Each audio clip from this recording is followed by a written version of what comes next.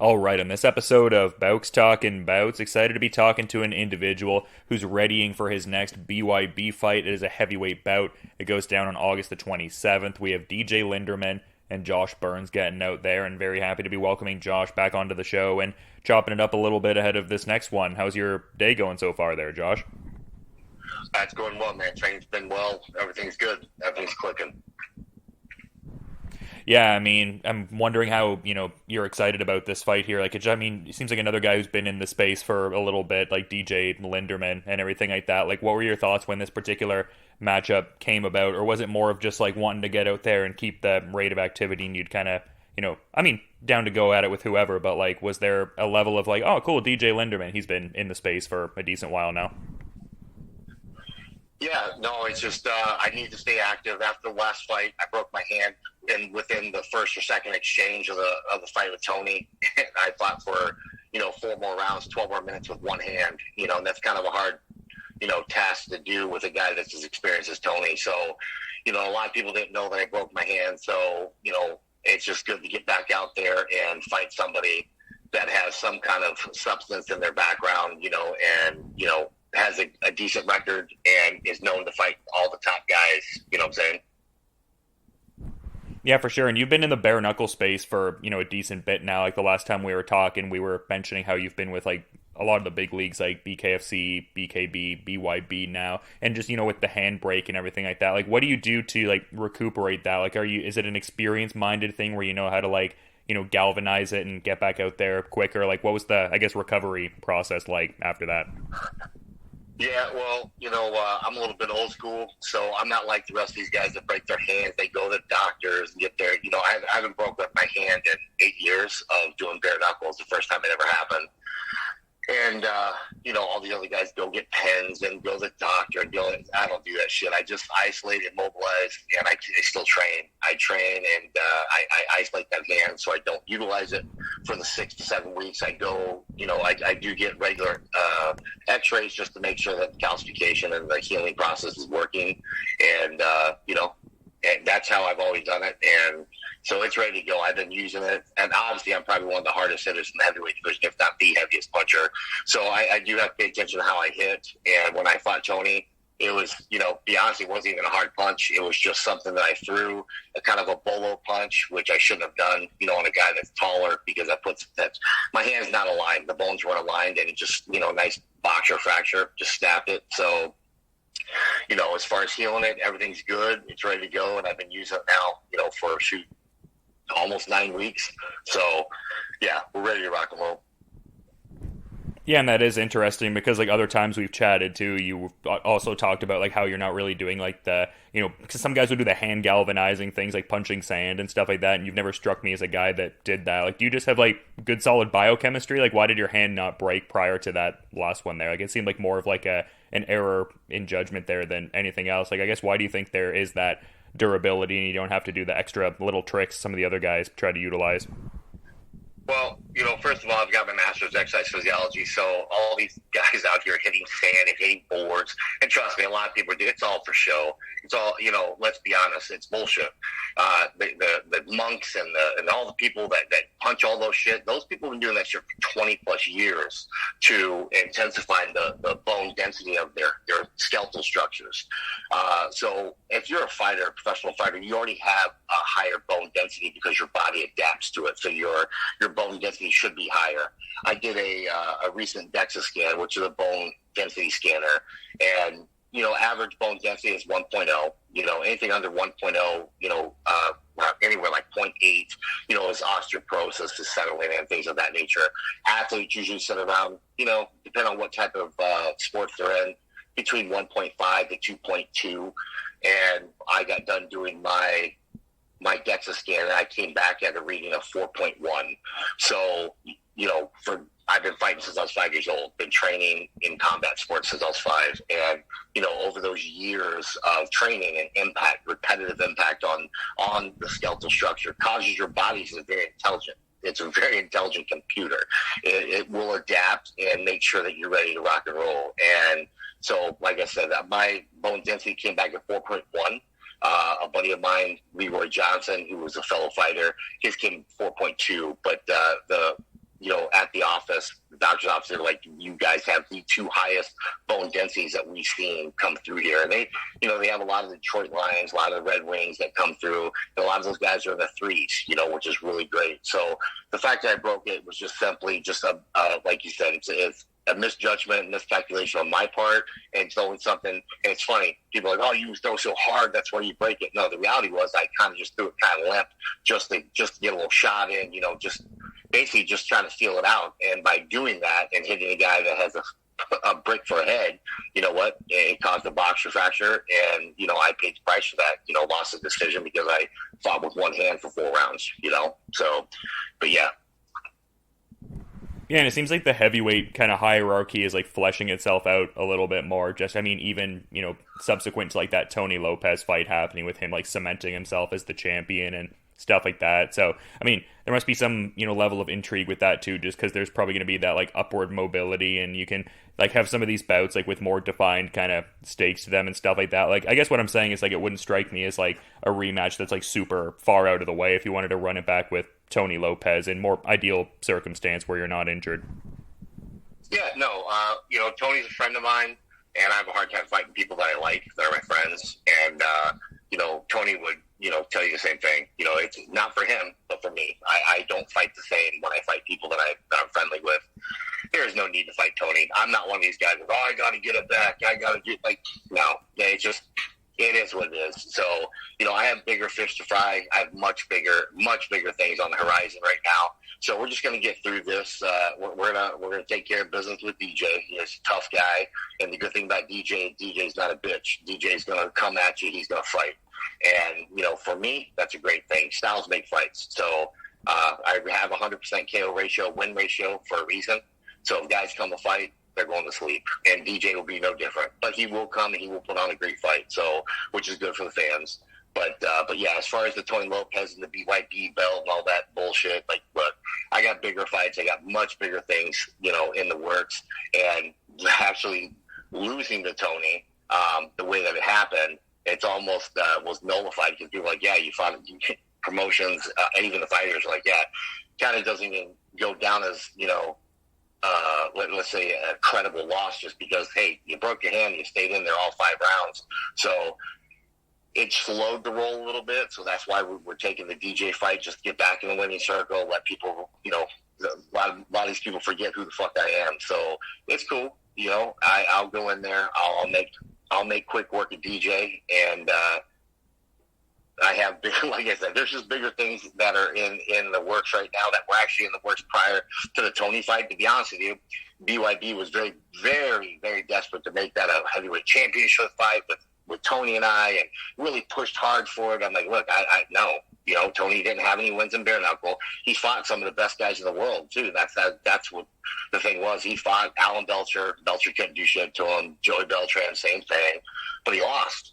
So, I was thinking it would just be dumb to make that a title fight. Now, don't get me wrong. It doesn't mean that Tony's not qualified to be their champion. Clearly, they brought in Jordan Mitchell, who was that was their big heavyweight. That was their stud, 2-0, all this shit. He fought nobodies, and he went in there, and Tony fucking got rid of him, within 2 or 3 rounds, knocked him down multiple times. So, I like Tony. I let Tony keep that BYB belt because that don't mean shit to me. I need substantial fights. I need people that are on my radar, and guys that, to be honest, they're not my friends. Because I completely fight different when I'm fighting people I don't like. So, and that's why I can't really divulge much more than that. I can just tell you that this is the first step on the path to getting right back to where I was supposed to be prior to that last bout. Yeah, and you're saying you can't necessarily divulge much. I guess based on what you're saying, maybe it would be in a different promotion. Still Bareknuckle, I would think, though. Is that kind of where you're looking ahead? Because you're talking about different goals and stuff like that. No, there's, it will be Bareknuckle regardless.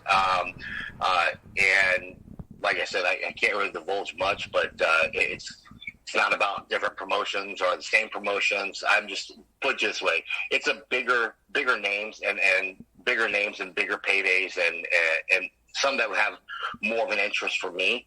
You got to think, Tony and I, we agreed to do this fight for 5 days before the fight. Tony doesn't train. That's just how Tony fights. Yeah. So it's his business as usual for him.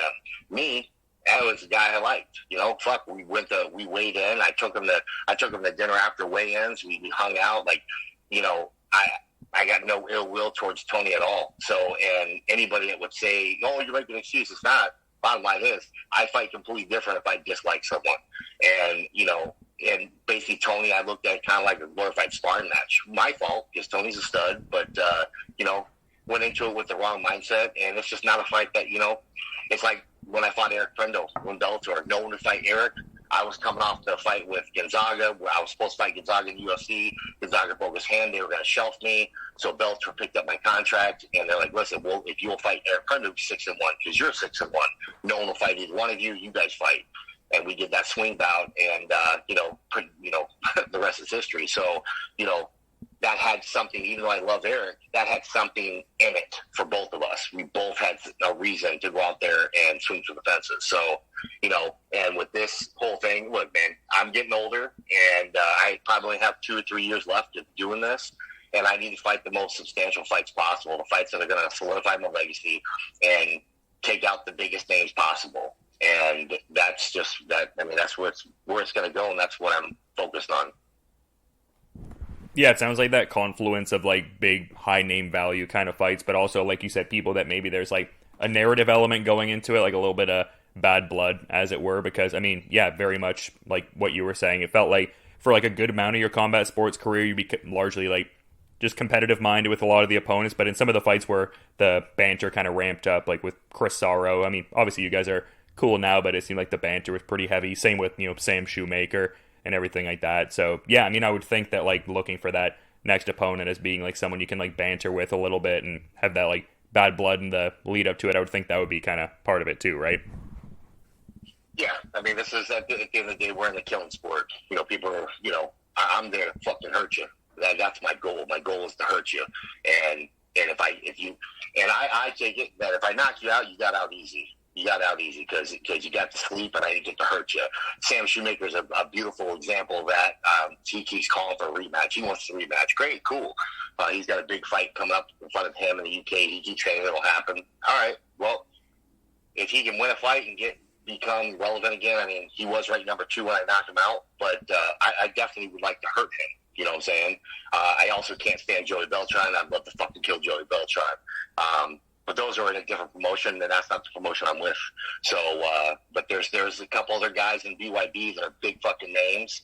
Actually, one in particular that's a huge name, and he's living off the hype of another fighter, and doing all this fun shit. So, at the end of the day, we're just gonna go for the big names. And I'll be honest with you, BYB's got to step the fuck up. They got to pay. So if they don't pay, see ya. Go to the arena. You may have people tune in, so you're gonna pay me. And we're now getting to the sport to where pay can actually happen, and that's kind of the big thing. So I want to get paid, but I also want to fight the best that there is, and solidify that legacy like we were talking about earlier, and go from there. So based on kind of how you're, I guess, talking about the present situation, I would guess that like this next one is probably the last fight on whatever contract you have with BYB, and then maybe navigate terms thereafter. Is that kind of what the deal is there?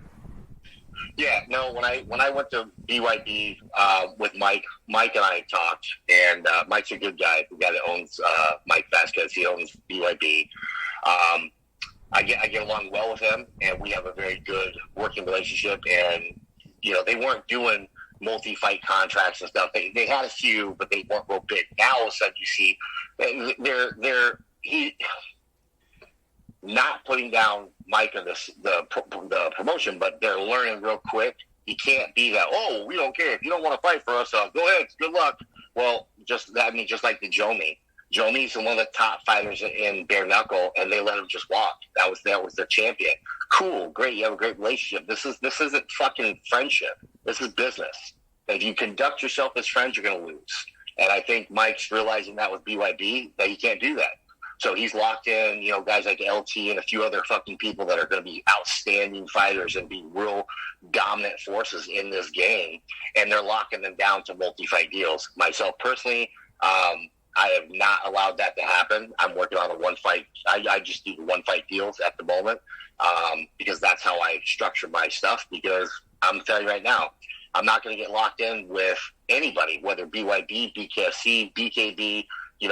I think the levels go like this: the bottom of the barrel is BKB, the second is BYB, the top dog is BKFC. There's no two ways about it as far as exposure, pays, all that good stuff. Now, does that mean things can't happen in the BYB? Absolutely not, because BYB's got some really big things they're going to be announcing soon that, they've got some big things on the horizon. So it just depends on where you want to build your legacy and your career, and make sure that you guys can work hand in hand. That's the biggest thing with Mike. So right now, want a one fight deal with the DJ. I'm going to take care of DJ. And like I said, I have some idea. I have a direction that I'm going to head, and Mike knows where it's at. Mike, Dave Feldman, everybody, they all know. It's no secret. I am one of the top heavyweights in the world. I have 100% KO ratio. I win by knockouts. And if I lose, it's going to be a brutal, it's a cut, or what have you. I've only got my ass actually handed to me once, and that was Frank Tate. And that was I just took 3 rounds of abuse, and I was just like, yeah, this is not my night. And, but besides that, it's usually, and even that was a brutal fight. So, you're going to be in for a fight. You're going to be in for a fucking knockout or a brutal fight, one way or the other. And that's marketable. And yeah, I would be lying. And Mike knows, Dave knows, everyone's bidding for me. Everyone's, chomping at the bit. And that's not me being pompous. That's just the reality. This is business. And I have a very short window that I can work this business. And I'm going to do what's best for me, for the Hammer and Josh Burns, for my business for the next 2 or 3 years. Whoever offers me the best, opportunity, with longevity. So that's where we're at. And I kind of wanted to touch on the Trigon element of it because, the, rhetoric is that it, favors people who are, more powerful punchers. You can crowd people a little easier just with the dimensions and stuff like that. How did you feel getting out there and competing in the BYB Trigon? It's a funky setup. They've known this. If you go back on my social media, you'll see I don't agree with the 3-minute rounds. They're the only ones in the entire world that do 3-minute rounds. I know they claim that to be the big tough change and the difference, and the reality is this is bone on bone. So you're just adding time for there to have injuries and things to happen. So I don't agree with that. I agree with the 2-minute rounds because it's a faster pace. It pushes the action. Now to BYD and how they do with the Trigon is they go, well, it's a smaller ring, so it forces the action. I was in the ring, and I was in the ring with a 6'6" guy, and yeah, he's long and tall, but I felt like there was a lot of room in there. When we were in there fighting, you watched the fight. Yeah, it wasn't the best fight in the world, but I still felt like there was room. I still felt like there's room, and you can move around. To me, it's a marketing ploy. I think Dada's the one that started it in the backyards and all that stuff. It's all it is 100% a marketing thing. That's it, 100% marketing. We're smaller rings, so you're going to have to fight. That's not true. I've watched guys that fight in big rings that get after 10 times more than people that fight in small ring. And then you see guys in the small ring that get after it faster than guys in the big ring. It's the fighters. It depends on what they're going to bring and how they're going to bring it. You know what I'm saying? So, but the Trigon's just unique. It's different. It's not, I wouldn't say it's my favorite, and everyone would think that because, I'm a short, stout guy that I would prefer because, helps me get inside. Man, I don't care if it's a fucking 20-foot ring or a 10-foot ring. I'm going to do what I'm going to do. My opponent's going to do what they're going to do. And the athletes are what make the fight, not the fucking ring, not the circumstances you're in. I've watched guys fight in hail base, and it's not some big brawl. They're sitting there being tactical. It depends on the fighter. Are you a tactical fighter? Are you a brawler? And I'm the first one to tell you, I'm a fucking brawler. Yeah, I've got a boxing background, but I'm a short, stout dude. I can't box with 6'5" guys. They got long reach. I've got to outwork them. So I want to brawl. I want to get in. I want to make it dirty. So, yeah, with that being said, on paper, does the Trigon favor me? Absolutely, because it's a smaller, condensed area. But I did not feel that advantage when I got in there, when I actually stepped in the Trigon. I was like, wow, yeah, it's a funky ass shape, but if you want to stay away from something, you can. I mean, watch Tony Lopez. He did not want to engage with me to save his life, and that's not disrespecting Tony because he's my boy. Tony's not dumb. He's like, I'm not going to get in there and get a chance that you clip me, and he stayed long. He stayed long in the Trigon, so it's not impossible. And, and I'm not putting down the Trigon. I'm just saying there's certain, it 100% has to do with the fighters, what the fighters' mentalities are and how they're going to approach the fight.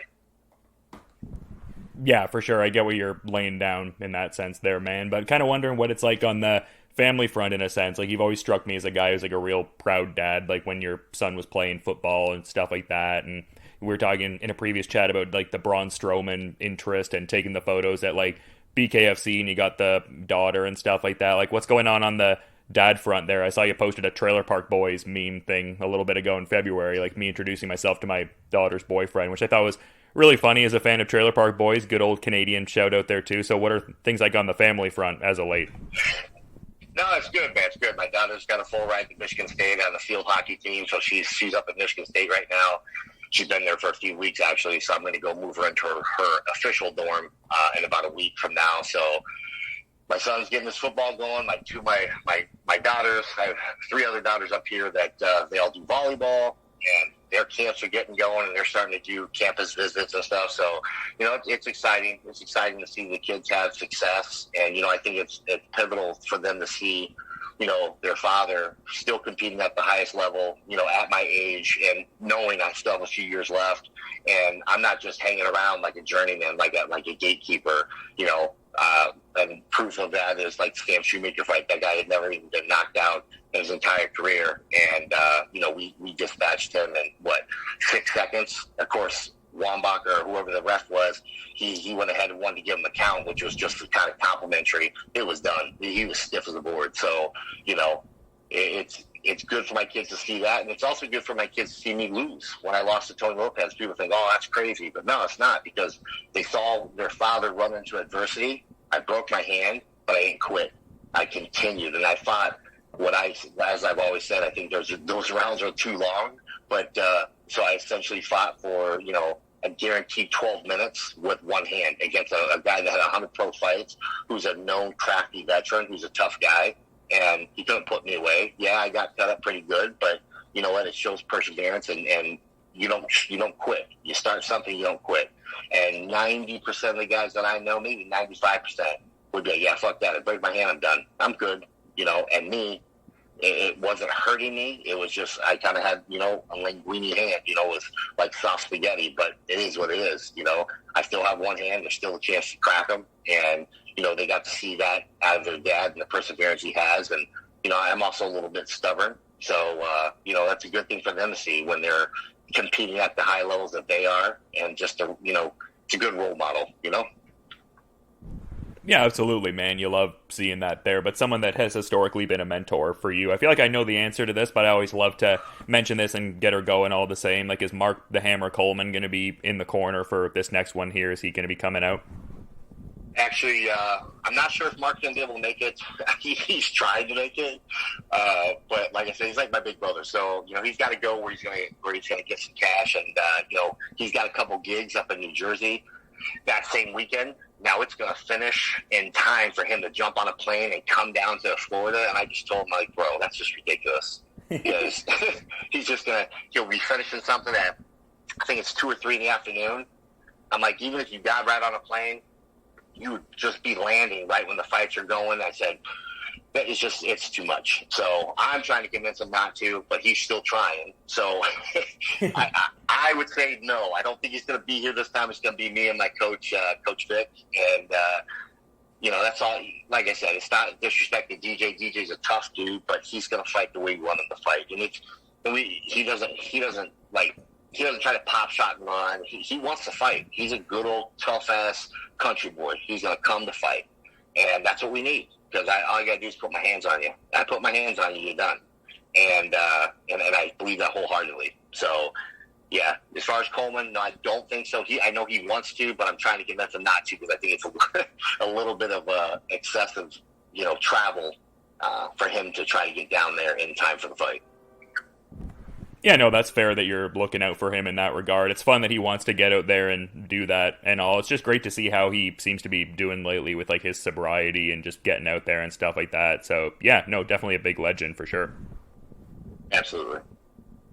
But yeah, it's been great getting to chop it up with you, man. I don't want to take up your whole afternoon, though. It's always fun talking, but I want to be mindful of the rest of your schedule, too. So is there anything you might want to add as a parting thought as we're kind of wrapping up here, Josh?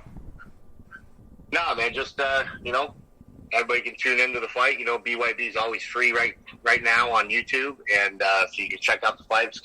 It'll be fun, one way or the other. One of us is going to get knocked out. That's just my prediction. Obviously, I think I'm gonna smash him, but you never know, man. A fight's a fight. So, and DJ's a very experienced fighter. He was fighting in the light heavyweight tournament in Bellator when I was fighting in the heavyweight tournament. So the guy's been around the block. He's fought some of the best in the world, and I think it's going to be a competitive, fun fight. And I think people are going to like the way that it ends. And then people tune in, they can see what the next call out will be on what I'm looking at trying to achieve.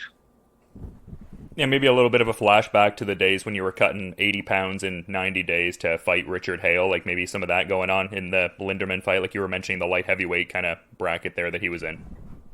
Yeah, well, the 205 cut for me was actually really bad, but but I felt great. But as people know, I've literally got an iron chin, and because the water weight that I had lost percentages of fluid on my brain, which, because obviously you get clipped, you got to go to the doctor, blah, blah, blah. And, I don't think that was smart for me to go to 205 because as soon as I ate one plate of food, a couple drinks, I went right up to 227.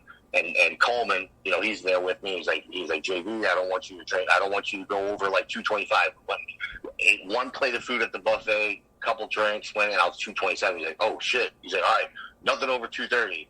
All right, cool. Went and had dinner, went back. I came in the fight the next day at about 236, and it was just showed my body was that, deprived of nutrition and water. So it was not a very good move for us. So yeah. And as far as with DJ, I know he was in the tournament and, he had a lot of success there. So it would be nice. It would be nice to fight him on my playing field, as you'd say, in the heavyweight division. But that's what he's been fighting here as of recent, the last few years anyway. So, but yeah, it should be fun. Yeah, when I saw the fight got announced, I was fired up. Definitely looks like an action-heavy fight on paper, just based on what both of you have shown previously, and people can check that out in the BYB Trigon on August 27th. And yeah, just appreciate you coming on the show, man. Always fun getting to chop it up a bit and get some insights, and hopefully you enjoy the rest of your day there, and just looking forward to checking out the fight when it goes down in a few weeks' time there. Right on, brother. Sounds good. I appreciate you having me.